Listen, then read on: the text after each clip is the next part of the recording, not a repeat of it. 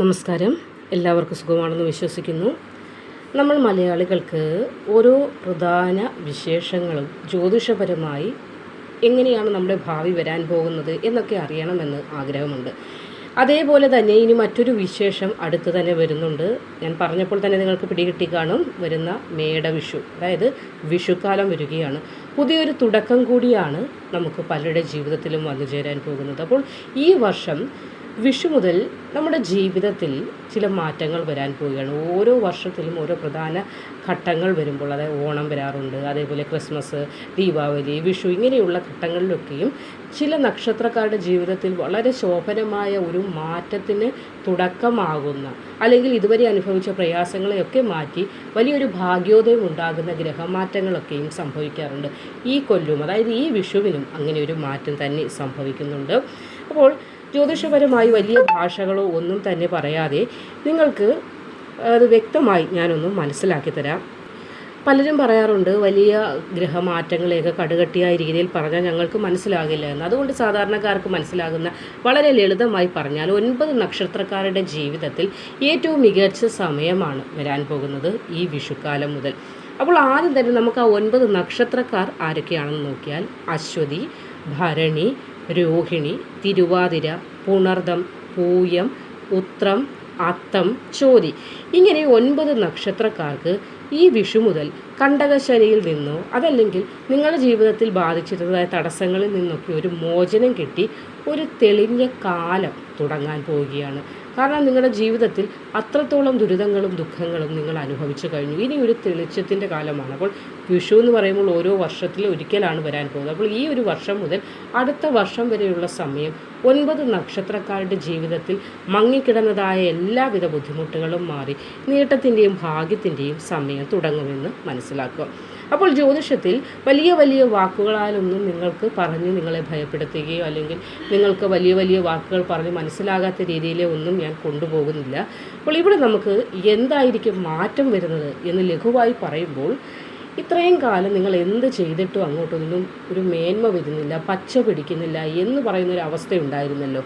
ആ അവസ്ഥ, അതായത് ഒരു ചങ്ങലക്കെട്ടുകളിൽ ബന്ധിതമായി കിടക്കുന്ന അവസ്ഥ. പുറമേ നിന്ന് നോക്കിയാൽ കാലുകളിൽ ചങ്ങലയൊന്നുമില്ല, പക്ഷേ ഉള്ളിൻ്റെ ഉള്ളിൽ പല കാര്യങ്ങളിലേക്ക് ഇറങ്ങുമ്പോഴും ഒരു ഉൾവലിച്ചിലുള്ളൊരവസ്ഥയുണ്ടെങ്കിൽ അതായിരിക്കും ആദ്യം മാറ്റം വരാൻ പോകുന്നത്. അതായത് കടബാധ്യതകളുണ്ടെങ്കിൽ അതൊക്കെ മാറും. എല്ലാം ഒറ്റ രാത്രി കൊണ്ട് മാറുന്നതല്ല. പതിയെ കടബാധ്യതകൾ മാറുന്നതിനായി നിങ്ങളുടെ കയ്യിലേക്ക് ധനം പല വഴികളിൽ നിന്ന് വന്നു ചേരും. നിങ്ങളിപ്പോൾ ചെയ്തുകൊണ്ടിരിക്കുന്ന ജോലിയിൽ നിന്നാകാം, അതല്ലെങ്കിൽ മറ്റൊരു പുതിയ ജോലിയിലേക്ക് ദൈവത്തിൻ്റെ അനുഗ്രഹം കൊണ്ടൊരു പ്രവേശനം എന്നതുപോലെയും ആകാം. അപ്പോൾ ഇവിടെ അധ്വാനത്തിനനുസരിച്ചുള്ള പണം പോലും കിട്ടാതിരുന്നൊരവസ്ഥയായിരുന്നല്ലോ നിങ്ങൾക്ക്. എന്നാൽ അതിനിവിടെ മാറ്റം വന്നു ചേരും എന്നത് ആദ്യം തന്നെ അങ്ങോട്ട് മനസ്സിലാക്കുക.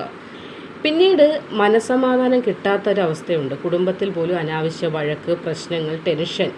അപ്പോൾ ആ ഒരു കാര്യത്തെ പറ്റി പറയുമ്പോൾ അതും കുറയുകയും മനസ്സമാധാനം വർദ്ധിക്കുകയും ആ മനസ്സമാധാനം ഉണ്ടാകുമ്പോൾ ചെയ്യുന്ന ജോലിയിലും ഒരു തെളിച്ചവും നേട്ടവും ഒക്കെ വന്നു ചേരും.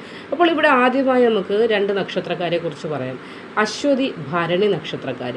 അപ്പോൾ അശ്വതി, ഭരണി നക്ഷത്രക്കാർക്ക് പുതിയ കാര്യങ്ങളൊക്കെ തുടങ്ങാനുള്ള അവസരം ഏപ്രിൽ മാസം തുടങ്ങുകയാണ്. അതായത് വിഷുക്കാലം മുതൽ നിങ്ങൾക്ക് തുടങ്ങുകയാണ്, മേടം 1 മുതൽ. അപ്പോൾ അത് വീട് പണിയാകാം, അല്ലെങ്കിൽ ഒരു പുതിയ ജോലിയിലേക്കുള്ള പ്രവേശനമാകാം. ഏതായാലും അനുകൂലമായൊരു മാറ്റം വന്നു ചേരും. വലിയൊരു ഭാരം മനസ്സിൽ നിന്ന് ഒഴിഞ്ഞു പോകും എന്നതാണ് ഇവിടെ പറയാനുള്ളത്. അതായത് നിങ്ങളുടെ ജീവിതത്തിൽ എന്താണോ ഭാരപ്പെടുത്തിക്കൊണ്ടിരിക്കുന്നത്, കുട്ടികളെക്കുറിച്ചുള്ള വ്യതയാകാം, അതല്ലെങ്കിൽ സ്വന്തം വിവാഹത്തെക്കുറിച്ചുള്ളതാകാം, അങ്ങനെ പലവിധ പ്രശ്നങ്ങളാണ് ആളുകൾക്കുള്ളത്. അപ്പോൾ നിങ്ങളുടെ മനസ്സിനെ ഇപ്പോൾ ബുദ്ധിമുട്ടിച്ചുകൊണ്ടിരിക്കുന്ന ആ പ്രയാസങ്ങളിൽ നിന്നൊക്കെ മേടവിഷുവോടുകൂടി മാറ്റം ഉണ്ടാകുമെന്നത് മനസ്സിലാക്കുക. ഇനി രോഹിണി, തിരുവാതിര, പുണർദ നക്ഷത്രക്കാരുടെ കാര്യം പറയുമ്പോൾ കഷ്ടപ്പാടിനൊക്കെയും ഒരു ഫലം ദൈവം തരാൻ പോകുന്ന സമയമാണ്. ജോലിയിലൊരു പ്രമോഷൻ പ്രതീക്ഷിക്കാവുന്നതാണ്. കൂടാതെ വിദേശത്ത് പോകാൻ ശ്രമിക്കുന്ന ആളുകൾ, വർഷങ്ങളായി വിദേശത്ത് പോകാൻ ശ്രമിക്കുന്ന ആളുകളുണ്ട്. അതായത് ഒരു ജോലിക്ക് ശ്രമിച്ച് കയ്യിൽ നിന്ന് കാശ് ഒത്തിരി പോയി, അത് കിട്ടിയില്ല, വേറൊരു ജോലിക്ക് ശ്രമിച്ച് അതും കിട്ടാതെ ആകെ നെട്ടോട്ടം ഓടുന്നൊരവസ്ഥ. നിങ്ങൾ ഉറപ്പിച്ചോളൂ, വിഷു മുതൽ അതിനൊരു മാറ്റം ഉണ്ടാകും. നമ്മളുടെ വിഷമങ്ങളൊക്കെയും ഭഗവാൻ കാണും. പക്ഷേ ഭഗവാൻ കണ്ടാലും നമുക്ക് ഗ്രഹങ്ങൾ അനുകൂലമാകുന്ന, അല്ലെങ്കിൽ നമ്മുടെ ഭാഗ്യം അനുകൂലമാകുന്ന ഒരു സമയമുണ്ട്. ആ സമയത്ത് മാത്രമേ നമ്മളിലേക്ക് ഈ മാറ്റങ്ങളൊക്കെ വന്നു ചേരുകയുള്ളൂ.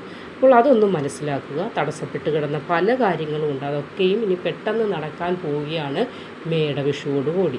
ഒരു വലിയ അത്ഭുതം തന്നെ സംഭവിക്കും എന്നത് മനസ്സിലാക്കുക. ഇനി ഇവിടെ മൂന്നാമത്തെ ഗ്രൂപ്പിൽ വരുന്നത് പൂയം, ഉത്രം, അത്തം, ചോതി നക്ഷത്രക്കാരാണ്. ഇവർക്കൊരു സാമ്പത്തികവും കുടുംബപരവുമായിട്ടുള്ള കാര്യങ്ങളാണ് നിങ്ങളെ ഇപ്പോൾ ബാധിച്ചിരിക്കുന്നത്. കുടുംബപരമായി വലിയൊരു സന്തോഷം ഉണ്ടാകും കുടുംബത്തിൽ. അതായത് കുടുംബത്തിലുള്ള അംഗങ്ങളൊക്കെ അടിച്ച് പിരിഞ്ഞ് പല വഴിക്കായിട്ടുണ്ട്.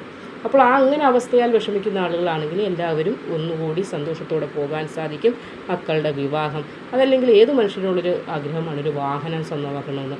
അങ്ങനെയുള്ള ആഗ്രഹം സഫലമാകുന്ന, കയ്യിൽ പണം നിൽക്കുന്നില്ല എന്ന പ്രശ്നമാണ് ചില ആളുകൾക്ക്. ഇന്ന് നഷ്ടപ്പെട്ടു പോയിക്കൊണ്ടേയിരിക്കുകയാണ്, ഒന്നിനു പിറകെ ഒന്നായി പ്രയാസങ്ങൾ വന്ന്. അപ്പോൾ അങ്ങനെയുള്ള ബുദ്ധിമുട്ടുകൾക്കും ഒരു പരിഹാരം വന്നു ചേരുകയാണ് ഈ വിഷുക്കാലം മുതൽ. ഇനി ശ്രദ്ധിക്കേണ്ട കുറച്ച് കാര്യങ്ങൾ കൂടി പറഞ്ഞു തരാം. അതായത് ഭാഗ്യകാലം വരുന്നു എന്ന് കേൾക്കുമ്പോൾ നമ്മളെല്ലാവരും ആഘോഷിക്കാറുണ്ട്. അതായത് ഭാഗ്യം വരുമ്പോൾ വളരെ അഹങ്കാരങ്ങളിലേക്ക് ചില ആളുകൾ പോകാറുണ്ട്. പക്ഷേ അങ്ങനെ അഹങ്കാരത്തിലേക്കോ ധാർഷ്ട്യത്തിലേക്കോ ധാരാളിത്തത്തിലേക്കോ പോകാതിരിക്കാനാണ് ആദ്യം ശ്രദ്ധിക്കേണ്ടത്. നമ്മൾ മനസ്സിലാക്കേണ്ട കാര്യം ഒരു കാര്യം ഞാൻ പറഞ്ഞത്, അതായത് നമ്മുടെ കയ്യിൽ ധനമില്ലാതെ വരുമ്പോൾ നമ്മൾ എത്രത്തോളം ലുബ്ധിച്ച് കഴിയാമോ അത്രത്തോളം ലുബ്ധിക്കാൻ നമ്മൾ ശ്രമിക്കും. പക്ഷേ പണം വരുമ്പോൾ പണം നമ്മളെ കണ്ണുകെട്ടുന്ന ഒരവസ്ഥ വരാറുണ്ട്. അപ്പോൾ കണ്ണുകെട്ടുന്നതിൻ്റെ ഫലമായി നമ്മൾ കൂടുതൽ ചിലവുകളിലേക്കും അല്ലെങ്കിൽ മറ്റുള്ളവരുടെ മുമ്പിൽ ഒരു ഹുങ്ക് കാണിക്കുന്ന അവസ്ഥയിലേക്ക്, ഒരു ജാട കാണിക്കുന്ന അവസ്ഥയിലേക്ക് പോകാൻ സാധ്യതയുണ്ട്. അത് പണത്തിൻ്റെ ഒരു കളിയാണ്. നീ അത് എങ്ങനെ വിനിയോഗിക്കുന്നു എന്ന് ഞാൻ നോക്കട്ടെ എന്ന് പണം പറയുന്ന ഒരു ട്രിക്കാണ്. അപ്പോൾ ആ ട്രിക്കിൽ ചെന്ന് നമ്മൾ വീഴാതിരിക്കാനാണ് ആദ്യമായി ശ്രമിക്കേണ്ടത്. അപ്പോൾ എന്താണ് ഞാനിവിടെ പറഞ്ഞു വരുന്നതെന്ന് വെച്ചാൽ, നല്ല കാലം വരുമ്പോൾ പണത്തെ സേവ് ചെയ്യാനാണ് നമ്മൾ ശ്രമിക്കേണ്ടത്. അതിനെ ദുരുപയോഗം ചെയ്യുകയോ മറ്റുള്ളവരുടെ മുമ്പിൽ ആളാവാൻ ശ്രമിക്കുകയോ ചെയ്യാതിരിക്കുക എന്നതാണ് ആദ്യത്തെ കാര്യം. കാരണം ലക്ഷ്മി ദേവി എന്ന് പറയുന്നത് മറ്റുള്ള ദൈവങ്ങളെ പോലെ ഒന്നുമല്ല. ലക്ഷ്മി ദേവി നമ്മളിലേക്ക് വരണമെങ്കിൽ നമ്മളെ ഓരോ രീതിയിലും നമ്മൾ പരീക്ഷിച്ച് നോക്കും. എങ്ങനെയാണ് ഞാൻ 10 രൂപയായി നിൻ്റെ കയ്യിലേക്ക് വന്നാൽ ആ 10 രൂപ സേവ് ചെയ്യാനോ അതിനെ നല്ല രീതിയിൽ വിനിയോഗിക്കാനോ നിനക്കറിയാമോ എന്ന ഒരു അവസ്ഥയിൽ നമ്മളെ ഇട്ട് ആകെ നട്ടം തിരിച്ചിട്ട് മാത്രമേ നമ്മളിലേക്ക് ലക്ഷ്മി ദേവിയുടെ ഒരു പ്രവാഹം ഉണ്ടാവുകയും അങ്ങനെയാണ്. എന്നാൽ അതേ സ്ഥാനത്ത് തന്നെ നമ്മളുടെ ഒരു ചെറിയൊരു തെറ്റും അത് ലക്ഷ്മി ദേവി നമ്മളെ വിട്ട് നഷ്ടപ്പെട്ടു പോകും. അതാണ് പറയുന്നത്, പണമാണ്, അത് ചക്രം പോലെയാണ്. ഇന്നിപ്പോൾ ഒരാളുടെ കയ്യിലിരിക്കും, നാളെ ചിലപ്പോൾ അത് എൻ്റെ കയ്യിലായിരിക്കും. അതാണ് ഇങ്ങനെ കറങ്ങിക്കൊണ്ടേ ഇരിക്കുമെന്നാണ് പറയുന്നത് പണം. അതുകൊണ്ട് തന്നെ ഈ പണത്തെ നമ്മൾ ആ കറക്കത്തിൽ നിന്ന് നമ്മളിലേക്ക് എത്തിക്കാനായി നമ്മളാൽ ചെയ്യേണ്ട കാര്യം എന്താണെന്ന് ചോദിച്ചാൽ, കർമ്മം ചെയ്യുക, പ്രാർത്ഥിക്കുക, നെഗറ്റീവായിട്ടുള്ള അല്ലെങ്കിൽ തെറ്റായിട്ടുള്ള ചിന്തകളിലേക്കോ തെറ്റായിട്ടുള്ള പ്രവൃത്തികളിലേക്കോ പോകാതിരിക്കുക, വഴിപാടുകൾ ചെയ്യുക. അതായത് വഴിപാടുകൾ എന്ന് പറയുമ്പോൾ മാസത്തിൽ ഒരു തവണയെങ്കിലും ഗണപതി ഹോമം ചെയ്യാൻ മറക്കരുത്.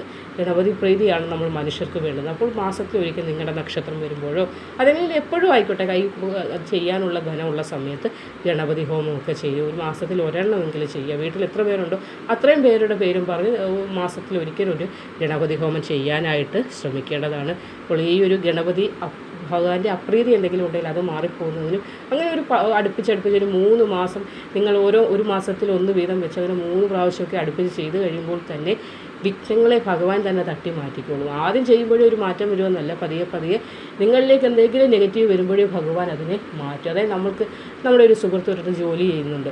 ആ ഒരു സുഹൃത്തിനെ നമ്മൾ കാണാൻ ചെല്ലുമ്പോൾ ആ സുഹൃത്തിന് നമ്മളെ അറിയുന്നത് കൊണ്ട് തന്നെ നമ്മളോട് അടുപ്പം ഉണ്ടായി നമ്മുടെ കാര്യങ്ങളൊക്കെ വേഗത്തിൽ തീർത്തു തരത്തില്ല. അതേപോലെയാണ് ദൈവം. വല്ലപ്പോഴും ചെന്ന് കാണുന്നത് പോലെയല്ല, എല്ലായ്പ്പോഴും നമ്മൾ ദൈവത്തെ ചെന്ന് കണ്ട് നമ്മളാൽ കഴിയുന്ന വഴിപാടുകൾ ചെയ്താൽ നമ്മളോട് ദൈവത്തിന് ഒരു അറ്റാച്ച്മെൻറ്റ് കൂടുതലായിട്ടുണ്ടാകും. അതങ്ങനെയാണ്, ദൈവത്തിനെന്നല്ല ആർക്കായാലും അങ്ങനെയാണ്.